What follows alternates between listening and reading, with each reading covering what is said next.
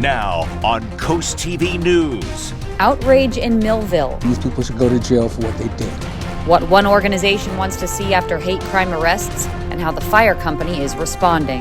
Boardwalk demolition. Rehoboth crews set to tear down buildings before a demo deadline kicks in. Tariffs on toys. There's not a lot made in the USA anymore. Local shops feeling the pressure.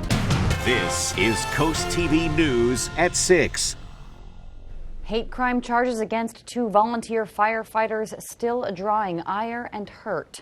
Good evening. I'm Madeline Overturf. Welcome to our News at 6. We begin tonight with local racial justice organizations speaking out against a hate crime in Millville. Let's talk you through what brought us to this point. As we first reported, 2 now former Millville volunteer firefighters were charged with those hate crimes.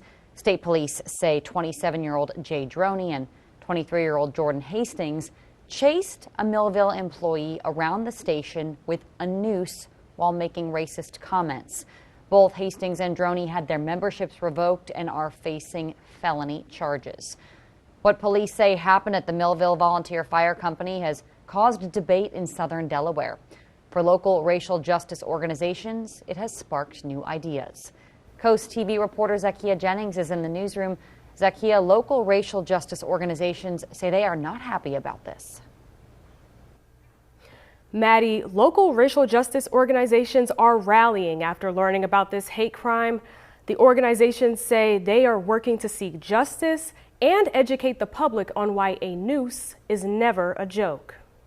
Jay Droney and Jordan Hastings face felony hate crime charges after Delaware State Police say they chased a black employee with a noose at the Millville Volunteer Fire Company. Their actions are pushing local racial justice organizations like Southern Delaware Alliance for Racial Justice to speak up and speak out. These people should go to jail for what they did. Joseph Lawson is the executive director for the Southern Delaware Alliance for Racial Justice and says he expects more from the fire department as they try to move forward. Some intense educational, informational reviews with their people to let them know that whatever the roots of the thinking was that led to this, they're wrong and not acceptable, and they're based in ignorance. In a statement released on Wednesday, the Millville Volunteer Fire Company says, quote, "Moving forward, we will be implementing a harassment/discrimination prevention and reporting training program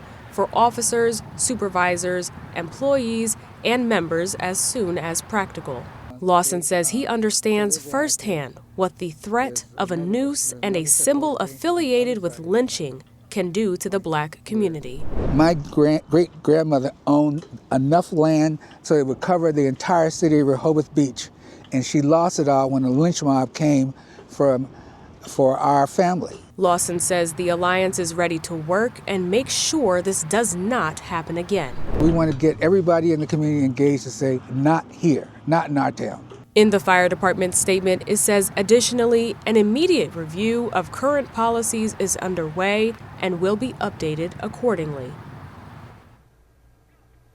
Lawson says Southern Delaware Alliance for Racial Justice will reach out to the Millville Volunteer Fire Company. Back to you. Thank you, Zakia. And according to court documents, the victim did not bring the issue to the department's attention because he said, quote, he didn't want to cause any problems. But it did get brought up after April 9th of this year. That's when the victim got to work and people began talking about how Jay Droney wrote a letter to the newspaper about the department, alleging the department was doing a lot of, quote, suspicious things. According to the documents, the victim then stated, quote, "What about all the things Jay has done to me?" That led to the fire department leadership being notified and brought us to where we are today. We have the court documents in their entirety, including exactly what detectives say the men said to that victim and more, online right now. We've shown you how tariffs are hurting candy, countertops, electronics, and today we're talking toys and gifts. Coast TV News reporter Emma Aiken is live in Lewis. Emma, you're at one store that says they were planning for this. Maddie, I'm here at Lewis Gifts, and the owner here tells me that a lot of the items in the store are imported from other countries, especially China. She says, and this is what we've been hearing from a lot of businesses, that the problem is the parts. So even if a product is made here in America, it's those pieces coming from all other places. Mishko Seto owns several businesses in Sussex County. She says she stocked up when tariffs went into effect and did almost all of her buying for the whole year in January. But still, Seto says she can't predict the long-term future. In my gift shops, everything, all my stuff. I mean, there's not a lot made in the USA anymore. The cost of labor and different things, and it does affect all that here. Another interesting thing she mentioned to me is that customers are starting to ask more questions, whether here or at her clothing store. They want to know where products are coming from, and she says some of them are no longer buying items made in China. Live in Lewis, Emma Aiken, Coast TV News. Thank you, Emma. And this brings us to our Coast TV poll. We want to know, how would higher toy prices affect you? Let's take a look at the updated results from last news hour. 75% say no big impact, and 19% say buy fewer toys. 1% say switch to tech, and 5% say shop secondhand. And that actually is what leads us into the comment we have today. Eric from Selbyville says yard sales and thrift shops. It's a good way to get some secondhand toys without paying those tariffs. If you haven't voted yet or want to chime in, please do that right now. CoastTV.com or our mobile app. And of course, we will keep you updated on Coast TV News at 11. It is a holiday weekend as we take a live look outside into Lewis.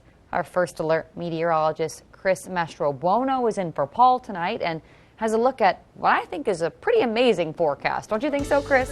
I would agree, Maddie, especially after the cold week, below average temperatures we had this week. Beautiful evening ahead as we look into Lewis, 72 degrees, temperatures falling to around 66 by around 8. We'll see temperature around 61 by around 10. You can see away from the coast, we're holding into the lower to mid 70, 74 Seaford, 71 Salisbury, 57 the cool spot there in Ocean City. A few cirrus clouds moving through, pretty quiet. We have a marine statement there up for another hour there. Could see wind gusts upwards of 30, 35 miles an hour there. But we're going to stay pretty quiet through really most of the weekend and quite warm as we start our Easter weekend. A sunny, breezy Saturday with temperatures rising into the lower to mid 80s. At the coast, we'll be generally in the upper 70s to around that 80-degree mark. And our Easter Sunday, not too bad. We'll be a bit cooler than Saturday. We'll be back in the lower to mid 70s, but we do stay sunny, dry, with a mix of sun and clouds throughout most of your holiday weekend. We'll talk about when we could see some rain roll back into the picture coming up in that full 7-day forecast a little later on. Maddie? Thank you, Chris. In Rehoboth Beach, fences are up on the north end of the boardwalk, preparing for demolition to start next week at the Grottos and Old Motel. Coast TV News' Brandon Ferguson is on the boardwalk and shows us the timeline for the work and how some locals feel about construction. Maddie, on Monday, April 21st, this work is expected to start. Now, that's according to a notice on the door of the Grottos. This is the first step towards building the One Rehoboth Avenue Hotel that will range from Baltimore Avenue all the way to Rehoboth Avenue. On your screen now is what the finished hotel will look like. One local Coast TV spoke with says the end product will be all worth it. Well, that's probably like a time where you wouldn't want it to start, but I think once they get it going, it'll be another great place for someone to stay. Rehoboth Beach does have a ban on demolition starting on May 15th, so work will pause at that point. But in September, when that ban will be up, is when work will resume. In Rehoboth Beach, Brandon Ferguson, Coast TV News. New tonight, medical aid in dying is one step closer to becoming law in Delaware. The bill would allow terminally ill patients to end their life with medications and a lot of safeguards. The Delaware Senate passed the act in an 11-8 vote. Governor Matt Meyer says he'll sign the bill into law. Now, that's important because former Governor Carney vetoed the bill after it was passed by the Delaware General Assembly just last year. If you live in Georgetown or drink water there, listen up. The Georgetown Water Department will begin flushing the entire water system on Monday, April 21st in Ward 1. Now, you might have discolored water, but the city says, don't worry, it doesn't affect the safety. Georgetown says if you do see some discoloration, though, just run the faucets for a few minutes to clear the pipes. According to Cape Henlopen State Park, the trail at Gordon's Pond, you see the pond in the background here, will close Monday to Thursday. The park says this is for maintenance on the bridge, which is on the Lewis end of the trail that wraps all the way around the water you see there. Officials say the trail should reopen, though, on Friday. Homeowners along West 7th Street in Laurel want to put a stop to speeding. This is one of the temporary speed bumps along the road right now. While neighbors say they've helped, they say it hasn't stopped the problem. A lot of people just speed by really fast and not really stop. Sometimes they don't slow down a lot. And most of the time they go by so fast you can't really yeah, it's crazy. Town leaders in Laurel say they'll discuss the speed bumps at their meeting on Monday. We are just getting started on this Good Friday. High flying fun in Lewis. A look at this year's annual kite festival. And things are going to turn quite summer-like tomorrow. I'll tell you what, if you're heading out to any egg hunts tomorrow, we're looking pretty nice. 65 to start at 8, and we're looking at temperatures in the low to mid-80s. We'll talk about the rest of your Easter weekend, my full 70 forecast a little later on the newscast. First, honoring history in Lewis this weekend when we're back in just 60 seconds. This is Coast TV News at 6. A bright weekend for Lewis. The Delaware 250 organization is celebrating the 250th year of Paul Revere's Midnight Ride with the Two Lights for Tomorrow initiative. Locals in Lewis are asked to put 2 lights in their windows tonight to honor the anniversary. Coast TV News reporter Brendan Conroy is in Lewis with more on that nationwide campaign. Two Lights for Tomorrow is happening nationwide and right here in Lewis. Once the sun goes down, houses will start to shine. I spoke to someone who lives in Lewis, and she told me it's great for both the community and the history. It's exciting, and it certainly should bring back why it was there, with Paul Revere and our country starting. And it's wonderful. I'm glad to see this kind of thing happening, and I'd like to see more of it, actually. I think we all need to be reminded how special and lucky we are. Reporting in Lewis, Brendan Conroy, Coast TV News. Thank you, Brendan. And there's actually a bonfire to celebrate Paul Revere tomorrow night in Lewis. Savannah Beach Lot will be reserved to accommodate the city-sponsored community bonfire. It's running from 4 to 6 p.m. Well, if you're kicking off your holiday weekend with a little golf, looking pretty nice. Very warm tomorrow with temperatures rising into the lower to mid 80s. It will be a bit breezy at times with those winds gusting upwards of 35 miles an hour. We'll talk about the rest of your weekend and when we may see some rain roll back into the area. It's coming up on your full 70 forecast after the break. Not much to complain about on this Good Friday as far as from a weather standpoint. If you're doing any last-minute shopping before Easter Sunday, we're at 56 in Ocean City. That's one of the cooler spots. Winds out of the south at about 17 miles an hour, but you can see away from the coast, warming up pretty nicely. We are about 11 degrees warmer than this time yesterday in both Georgetown and Salisbury. You can see temperatures along the coast, 67. Rehoboth, we're at 65. Bethany Beach, but away from the coast, 76. Redden, 71 in Milton, and we're at 74 in Seaford. Certainly a beautiful evening ahead. You see those winds out of the south gusting upwards of 28. Indian River Inlet, we're at a 25-mile-an-hour gusts in Georgetown, and that's blowing around the pollen. The tree pollen is quite high. Oak, the ash, the birch, quite high, and it's going to stay high, unfortunately, through the holiday weekend, but we are beginning on a high note. Temperatures rising into the lower to mid 80s to start our Easter weekend. Now, Easter itself, we'll see a bit more clouds flow into the picture, but overall, a pretty nice Easter Sunday with highs in the lower to mid 70s. Now, rain chances remain pretty low through the weekend. It's not until Monday night into Tuesday where a cold front will bring the threat of a few scattered showers back into Delmarva. Now, we do have small craft advisories up for the entire Delmarva coast. Those run through early Sunday morning from Ocean City through Chickatigga as well as the Bayside, because we could see some winds gusting upwards of 25 to 30 miles an hour. Few cirrus clouds floating through the area, but we see pretty dry back off to the west. Severe weather expected across the Midwest and Tennessee and Ohio River valleys. That front eventually is going to push through our area tomorrow night, but it's going to be primarily dry for our area. Again, we're not going to see any rain chances ramp up until it looks like Monday night. A partly to mostly cloudy night, a pretty pretty mild night. Most of us, I think, do not get below 60 degrees, especially away from the coast. We're at 83 in Milford tomorrow, 83 in Seaford, 81 Cambridge with those winds out of the south, anywhere between about 10 to 25, 81 Pocomoke City, and we'll see a high of 83 in Salisbury. There's futurecast showing that southwesterly flow into tomorrow afternoon, warming up pretty nicely away from the coast. We're in the 70s at the coast. I think the warm spots, Lewis and Rehoboth.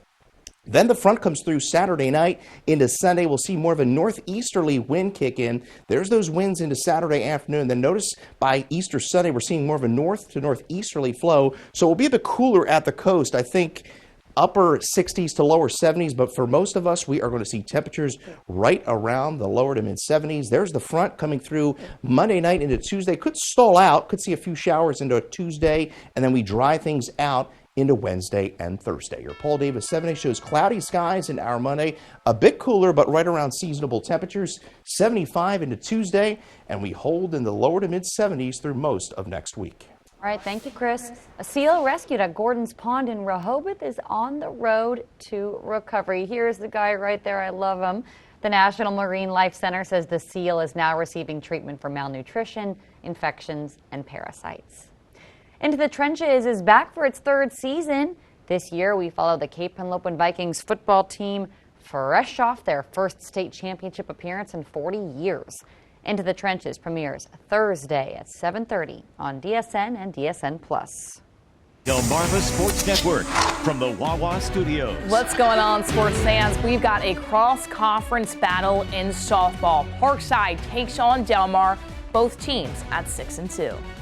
The first batter of the game makes a big impact. Susan Gormley crushes this one to center field for a leadoff home run, and it also marked her 100th career hit. What a special moment. Kinsley Rain whacks a double into left field to tie the game at 1.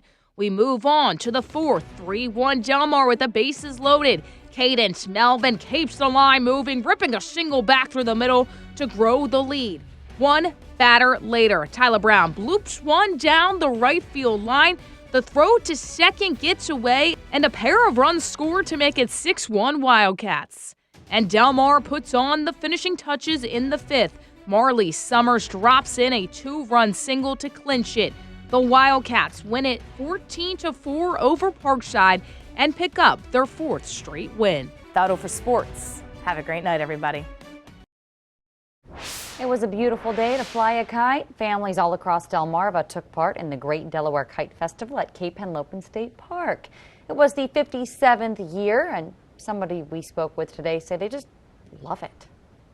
There's so many pretty ones, and there's big ones. People hand make them. People just buy them often. This is their first time, and it's a really fun experience to talk to people and see where they got their kites or how they're flying and all. Each year of the event features competitions for kite flyers in a wide variety of categories. You can start your Easter if you celebrate with our sunrise sermons. Services begin at 7 on Coast Country, 9:30 on DSN, and 10:30 here on Coast TV. Chris.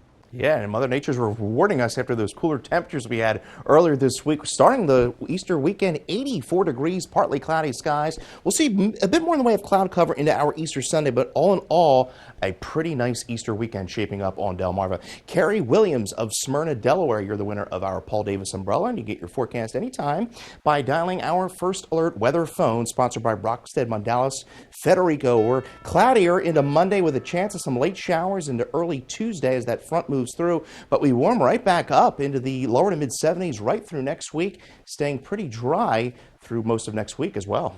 All right, thank you, and thanks for joining us here for Coast TV News at 6. For more news or weather, download our apps. The NBC Nightly News is up next. We'll see you at 11.